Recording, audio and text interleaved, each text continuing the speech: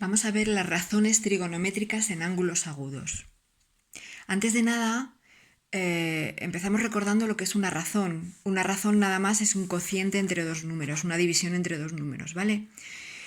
Una razón trigonométrica va a ser un cociente entre dos números que van a ser dos valores de dos de los lados de un triángulo rectángulo. Entonces, vamos a ver cuántas razones trigonométricas podemos definir según lo que me valgan los lados de un triángulo rectángulo, ¿vale?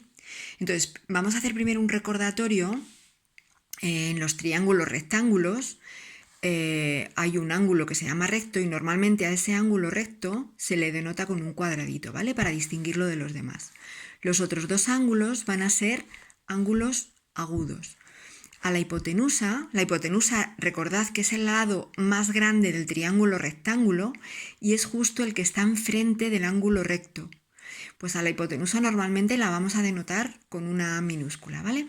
Y los otros dos lados, que son más pequeñitos que la hipotenusa, se les llama catetos del triángulo rectángulo. A los ángulos normalmente se les suele denotar con letras griegas, alfa, beta, gamma, etc. Recordamos que en un triángulo rectángulo siempre se verifica el teorema de Pitágoras, que me dice que la hipotenusa al cuadrado es igual a un cateto al cuadrado más el otro cateto al cuadrado, siempre en un triángulo rectángulo. Y por otro lado, en cualquier triángulo se verifica que la suma de los ángulos del triángulo es 180 grados, con lo cual en concreto en un triángulo rectángulo ya sé que uno de los ángulos mide 90 grados y por lo tanto la suma de los otros dos tiene que ser 90 grados para que al sumarlos me dé 180 grados. ¿Vale? Ahora, por otro lado, si yo considero los catetos en el triángulo rectángulo, también se les puede llamar de otra manera. Fijaos, en el triángulo rectángulo tengo dos ángulos agudos, ¿vale? Si yo me fijo nada más en el ángulo alfa, el ángulo alfa tiene un cateto que está a su lado y luego tiene otro cateto que está enfrente de él, ¿vale? Pues al cateto que está a su lado se le llama cateto adyacente o contiguo de alfa. Y al cateto que está enfrente se le llama cateto opuesto del ángulo alfa, ¿vale? Ahora, si en vez del ángulo alfa considero el ángulo beta, al cateto que está enfrente del ángulo beta se le llama cateto opuesto de beta, claro. Y al que está a su lado se le llama cateto adyacente o contiguo de beta, ¿vale? Bueno, pues con todo esto ya podemos definir lo que son nuestras razones trigonométricas. Y se definen así. Se define el seno de alfa como el cateto opuesto de alfa partido de la hipotenusa, ¿vale? Que siempre es la misma. Al coseno de alfa se le define como el cateto contiguo de alfa partido de la hipotenusa o coseno de alfa. Y la tangente de alfa es el cateto opuesto de alfa partido del cateto contiguo de alfa, ¿vale? Normalmente no se escribe todo esto, no se escribe seno de alfa, coseno de alfa, tangente de alfa, sino que escribimos en abreviatura. Ya sabéis que en matemáticas tendemos a reducirlo todo un poco para no escribir tanto. Entonces, seno de alfa se escribe sen alfa, coseno de alfa se escribe cos alfa y tangente de alfa se escribe tg alfa, ¿vale? Entonces, fijaos, por ejemplo, imaginaos que tengo este triángulo rectángulo y tengo la hipotenusa A, el cateto B y el cateto C, y tengo los ángulos alfa y beta. Voy a calcular las razones trigonométricas de alfa.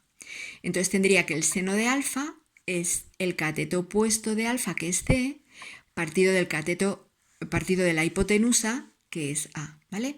El coseno de alfa sería el cateto contiguo de alfa, que es B, partido de la hipotenusa, y la tangente de alfa sería el cateto opuesto partido del cateto contiguo, ¿vale? Ahora, si yo considero las razones trigonométricas de beta en vez de alfa, pues el cateto opuesto de beta es B, por lo tanto el seno de beta va a ser B partido por A, el coseno de beta va a ser cateto contiguo, que es C, partido de hipotenusa, y la tangente de beta va a ser cateto opuesto, que es B, partido de hipotenusa, cateto opuesto, que es B, partido de cateto contiguo, que es C. ¿De acuerdo? Vale. Ahora, Ya tenemos definidas las razones trigonométricas para un ángulo agudo. Fijaos, vamos a ver que es independiente del triángulo si el ángulo, estas razones son independientes del triángulo si el ángulo es el mismo, ¿vale? Entonces, imaginaos estos dos triángulos. Tengo un triángulo más pequeñito y otro triángulo más grande. Son dos triángulos en posición de tales. Este ángulo y este ángulo son iguales, por lo tanto a la fuerza de este ángulo también tiene que ser igual. Le vamos a llamar beta y es el mismo en los dos triángulos. Voy a poner aquí el triángulo pequeñito, llamo A la hipotenusa, B a un cateto y C al otro. El triángulo grande sería este de aquí, llamo A' a la hipotenusa, B' el cateto correspondiente a B y C' el cateto correspondiente a C, ¿vale? Estos dos triángulos son semejantes, por lo tanto, se va a cumplir que si yo considero el seno de alfa, que es cateto opuesto partido de hipotenusa, eso va a ser igual al cateto opuesto partido de hipotenusa va a ser igual al cateto opuesto partido de la hipotenusa del triángulo grande por el teorema de Tales, ¿vale? El coseno de alfa va a ser igual al cateto contiguo partido de la hipotenusa y va a ser igual por el teorema de Tales al cateto contiguo partido de la hipotenusa del triángulo grande.